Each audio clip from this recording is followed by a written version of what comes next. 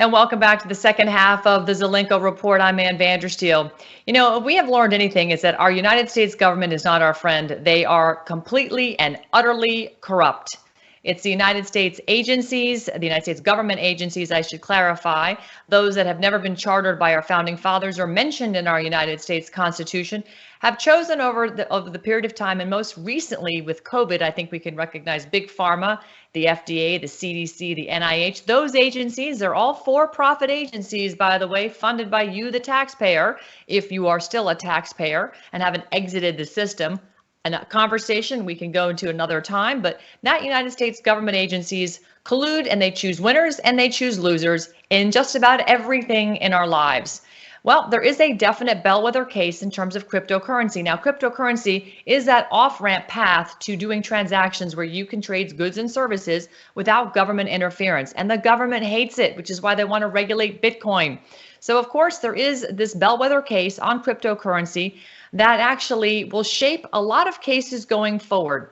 This revolves around My Big Coin, or MBC for short. It was established in 2013 by John Roche, and in its business model, like most cryptocurrency businesses, it utilizes blockchain technology in numerous business applications like gaming and, of course, the equally growing cannabis industry.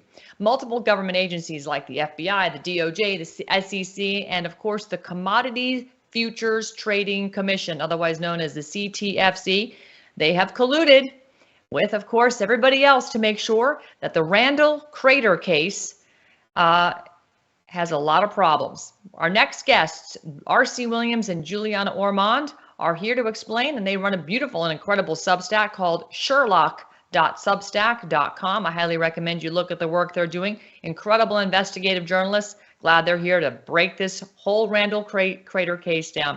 RC, Julianna, welcome to the Zelenko Report. And it's a blessing to be with you. Thank you so much for having us on. Yes, thank you. Well, you know, it's fun. I got to speak to you guys about a month ago. You all reached out to me when I was driving God knows where, and I think I was headed to Tampa or something like that. Yes. Mm-hmm. And you brought up this whole case, and you'd asked me if I'd heard about it, to which I hadn't. As it would turn out, your paths crossed with Patrick Byrne, who's had a lot of interest in the cryptocurrency business over the years, and he's quite knowledgeable about the subject.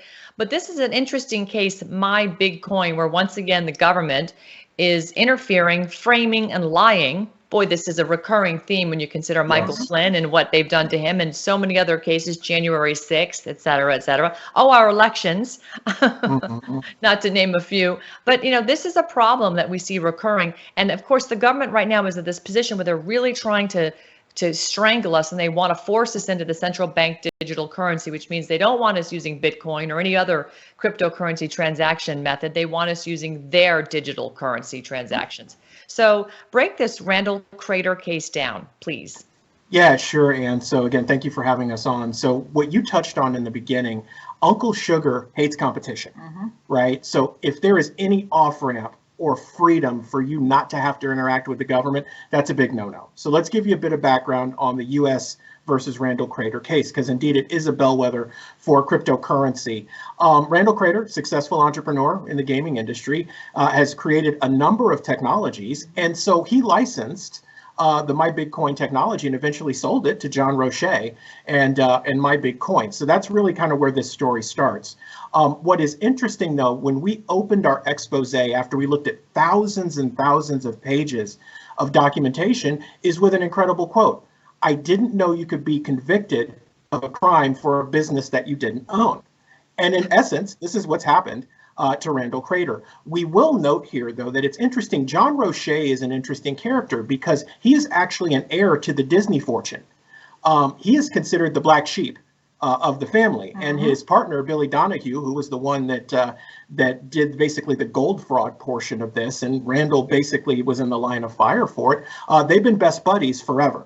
So here's the case. Randall licenses the technology and then eventually sells it, right? So My Big Coin is up and running, and there's a level of success. So one of the challenges for the government is that the creativity of a guy like Randall had put them miles ahead in allowing people to actually be free and using a decentralized currency.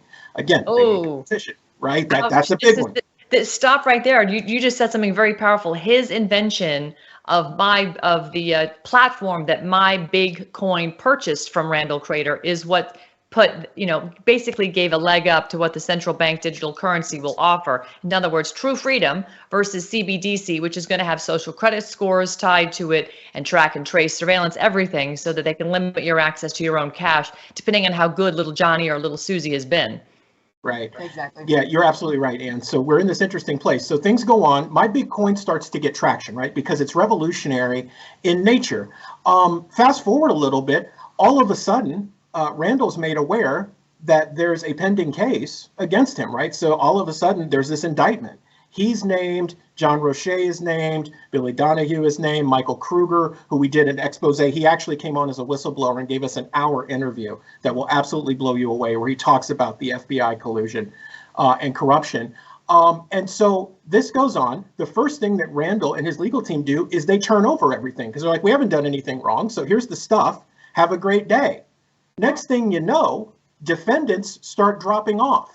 Right? John Roche goes away, Billy Donahue goes away, all these people go away except for Randall, who is listed as a defendant, and his family. So his mom and his sister and his wife are listed as relief defendants. So in this research, we figured out a number of things. A relief defendant simply means that, hey, we're not going to get you now, but we're probably going to squeeze you later, so we're just going to include you, right? So ultimately what happened is that Randall had the means to actually fight, and the government doesn't like that, right? So he chose to fight. So they brought down the hammer. And you know how they do it. First, they'll freeze your assets, right? Then they'll come and they'll do the FBI raid at the ideal time. They went to the man's house at 8:30 in the morning in his community after he said, listen, I'll turn myself in, I'll do whatever. They wanted to make an example out of him. Right. And you've gone through this process with becoming a state national. You know how this goes. When you buck them, they will make an example out of you, and they'll throw a kitchen sink at you, or as many as it takes, to get the job done. This is in essence what they did with Randall. And our understanding from whistleblowers and documents is that the government offered him a number of chances to just say, look, just comply, just do something.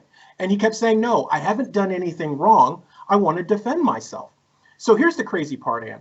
When this case came about, there is so much exonerating evidence in this case that was suppressed, it will blow your mind. That's why people need to go. We do an executive summary of each section that we do that breaks down the importance of the case for you. But here's the thing to understand, is that the FBI, the DOJ, the SEC, and the CFTC, the Commodity Futures Trading Commission, all got together on this case, and they all did their job along with the district courts. So by all accounts, this case should have been tried in Florida. Oddly enough, it was tried in Massachusetts, which is super liberal and also super friendly to these cases for the government, right? So now you're in this place where the scales are weighted, so to speak.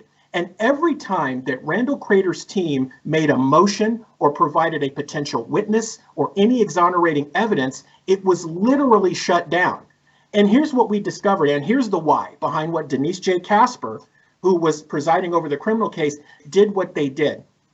On C-SPAN, you will see the head at the time of the CFTC testifying in front of a congressional committee, basically saying that Randall Crater and My Bitcoin's case is a bellwether case that's going to allow them to have more control over quote unquote crypto scams.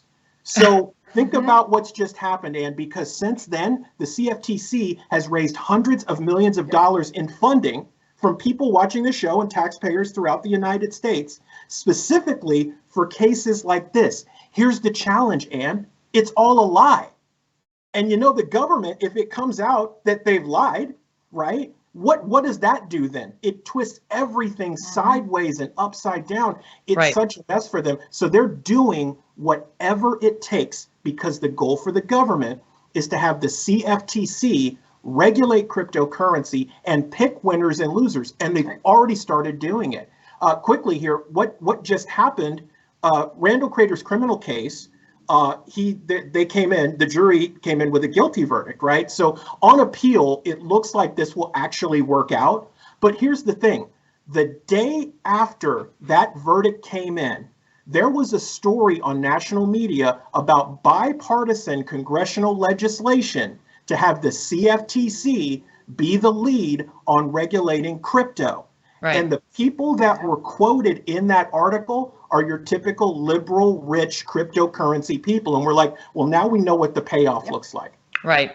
Right. Well, I guess one thing we should do is look at their financial disclosure sheet and see whose cryptocurrencies they own, because clearly those will be the winners, and anybody not on their list will be the losers. So if you want an inside stock tip, go look at the CFTC winner and losers list based on the people on that committee, and you'll know who's going to be where you should invest.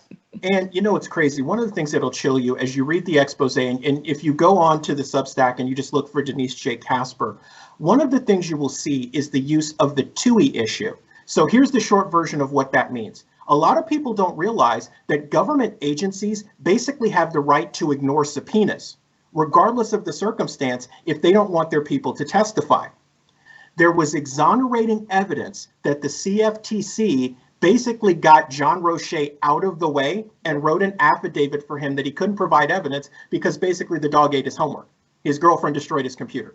So a gentleman named Jason Mahoney actually did this for him. And when Crater's defense team wanted to call Jason Mahoney, the TUI issue came up, right? And they said, well, they're just going to ignore the subpoena because they can. So just so people understand, if there's exonerating evidence against you in a case where the government is prosecuting you and you subpoena someone that could basically get you off the hook and acquit you, they don't have to answer that subpoena, okay? Which obviously is a violation of Crater's Sixth Amendment rights. So you've got all these issues going on, and you've got a federal judge in Denise J. Casper who is complicit in the action along with the government. It's absolutely insane. Well, again, this, and Julianna, weigh in here, because this is in fact what I stand for. These corrupt, unconstitutional agencies have all of these statutory laws, rules, regulations, and codes written in to do exactly what RC is talking about. Protect them, give them that level of liability shield, if you will, that's impermeable, so that you have no access to people that can exonerate you. There is something wholly unconstitutional about that, which is why if you correct your status and get out of the corporate construct and put yourself back in common law, you can now take this court to be adjudicated at the Supreme Court level and argue it that way. But as you are still a dead entity, a corporate structure with your all caps name, you're now playing in their sandbox, and you're basically in that jurisdiction of maritime law, which is, not where you should be. You're not a corporate entity. You're a living, breathing man or woman. So, Julianna, how would you recommend that we try and right this ship? Because what RC's talking about is really just frustrating at this point. So I always talk about the fact that the government is legislating themselves into power, right? So how do we take back that power? So when you're talking about the state national, so I got to see you on Man in America with Seth talking about state nationals, and I thought, if I was looking for a solution, that would be the solution, because how do we take back the power that we can say, you know what, government, you are out of bounds in what it is that you're doing. And even when you said Governor DeSantis, I think that the state of Florida should become the Republic of Florida. I totally agree with that. There needs to be that level of separation between us and the people that are obviously attacking us. I always say, just look outside. I have 2,000 homeless children here in Seminole County with 3,000 homeless children in Orange County. Why? And who's making money off these people? This is not fair at this point. We need to step up and say, America, this is our America, the way we were supposed to have it, the way the founding fathers gave it to us. And now it's time for us to say, hey, world, we need to be talking about the fact that we need to become state nationals. We need to get back our sovereignty.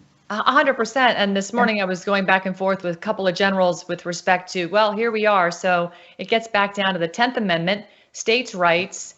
If we go back to before we became the 14th Amendment country that we are, we were a union of states. Each state was its own nation state, kind of like Europe. Each country has its own government and so forth. So we were our own nation states, and we had trade agreements with other states. So at this point, if we want to send a message, we should do what Trump did with China, for instance. This is how we maintained world peace, was through trade agreements, through breaking up the TPP and NAFTA and reorganizing the trade agreements. That's how we, wielded the big stick of trade. And let's just say, you know what, red states, let's have coalitions of red states. We trade amongst each other, tax-free. And the blue states, well, you guys are terrible. Look at the position you're putting us in by limiting our access to energy. So now guess what? We are going to tax you into an oblivion, and perhaps then you'll come around to the way it should be. I mean, this is just, some thoughts I have here, a little extreme maybe for some, but I think this is one way that we can disregard that entity, that foreign vassal state, that district of corruption dumpster fire known as Washington, D.C., ignore them and stand up our national guards and start to police our own borders and take matters into our own hands, because these guys over here are destroying us from within. RC? You honestly, and bringing that back around, you see it even in the case, right? Here's what happens when you rely on a system that is stacked against you. That's right. And for many people, right, until their eyes are open, they don't know any better. There's a lot of talk about the law of 1871, what happened with DC. I encourage people to go read the entire text. Obviously, as a research firm, we did that. It will blow you away just how much words matter. Yep. Right? Also, get yourself a Black's Law Dictionary and a Bouvier's Law Dictionary. 6th edition. Right? There you go. Black's Law 6th edition. Amen. You need to know, right? Or else you end up in a situation where you're working in a system that no matter what you do, we got a guy who's innocent, who has an overwhelming amount of evidence that he's innocent, and yet they're trying to basically bankrupt him and put him in prison for 20 years. Things would be very different for Randall if he was a state national right now. Amen to that. Yeah. So I want to read something from your Substack where you actually break down the Randall Crater case, and it's about midway through. You talk about that the suit basically stated that NBC and NBC Pay were a Ponzi scheme crafted by Crater, and all representations made on social media were false, including that NBC was backed by gold, and that the claim that it had entered into an agreement with Visa MasterCard was false. It stated that no wallets were ever created in the NBC exchange through its website, and it did not trade on any other exchange. That proceeds collected from these fraudulent sales were then sent via wire and check to bank accounts controlled by Crater, his sister, mother, and wife. So first of all, let's break that down, because the allegations here that NBC was a Ponzi scheme crafted by Crater are false, because Crater just basically developed the technology and sold it to John Roche, correct? Correct. It goes even deeper, though. And here's the crazy part about this entire case, is that there is proof that it worked, that transactions took place, that there were actually cards, and even crazier, the gold that basically Billy Donahue said was real that wasn't, he misrepresented. Randall Crater put up dollars for legal fees to make sure that paperwork was in place so people understood that it was backed by gold. I mean, as people read this, Ann, when you read the evidence that shows it, it's the craziest thing ever. So you have a guy who did the right thing, built the technology that actually worked, but the government said, okay, look there, rich guy, since you're not going to comply, we're just going to throw the kitchen sink at you and just say it was a scam. Here's what's interesting, Ann. If you look at the verdict, all the stuff they said he did, they didn't get him on. So Julianna, in that vein then, are they just going to make Randall Crater the sacrificial lamb because they've now controlled Roche and company to just sort of step aside, and they basically said, we're out, we don't want to go to jail, we'll let this guy take the fall for us? I mean, what in your heart tells you how this has gone down? So I just want to say that there were cases that happened before Crater. They had to get person A to get person B, got person B to get person C. Randall Crater is like person E, person F.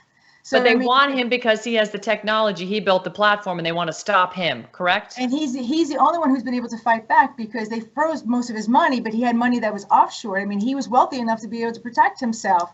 And this is the only reason why this has still been a battle, because they literally are saying to him, if you could just concede, this will all go away. And he's like, I can't concede. I'm like, no, you can't concede, because, this is a bellwether case. If you concede, we're all in trouble. Yeah, interestingly enough, and with MasterCard, right? Because that came up. Well, there wasn't really a card. Here's what's interesting. Not only were there cards, we have video that they were tested on a MyBitcoin ATM machine, and then a transaction took place. Here's what's even crazier, though. The company that did the deal, and there's a signed contract that shows it, is a company called CipherTrace. And basically they said, well, yeah, there was never anything there. Oddly enough, there's a contract with CipherTrace and MasterCard that shows that there was. But you'll never guess what happened in September of 2021. MasterCard bought CipherTrace. The plot thickens, as they say. It just keeps getting deeper and deeper with these rats Well, Julianna RC, fascinating case, really great job breaking this down in your Substack. I encourage everybody to head on over to your Substack. Best place for them to find you is at sherloc.substack.com. Yes, they can start there, and we've got links to everything that we do. Sherloc Research, our main company, it's investinanswers.com. You'll also find there our work on the parallel economy. I know we didn't have a chance to talk about it today, Ann, but we've done so much work. We're going to bring you back on. We're definitely going to bring you back on, because this is, in fact, what the solutions that we need. We need parallel economies coming up very, very quickly, because if they continue to erode our freedoms as the way they have in the past 20 years, we are going to need parallels in everything. So RC Julianna with Sherloc Research, thank you so much. Thank you, Ann.